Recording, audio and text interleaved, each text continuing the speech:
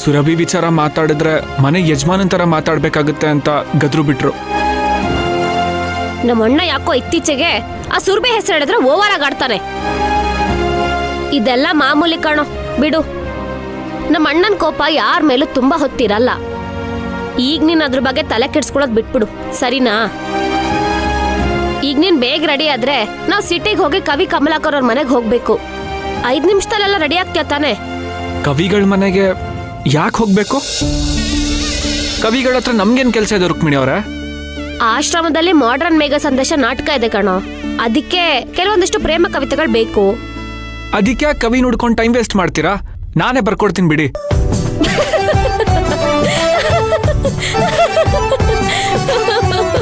ನೀನಾ? ನೀನ್ ಕವಿತಾ ಬರಿತೀಯ ಅನ್ನೋದೇ ನನ್ ಕೈ ತಡ್ಕೊಳಕ್ ಆಗ್ತಿಲ್ಲ. ನೀನ್ ಪ್ರೇಮ ಕವಿತೆ ಬೇರೆ ಬರಿತೀಯ? ಅದೇನ್ ದೊಡ್ಡ ಕೆಲ್ಸ ಅಲ್ಲ ರುಕ್ಮಿಣಿ ಅವರೇ.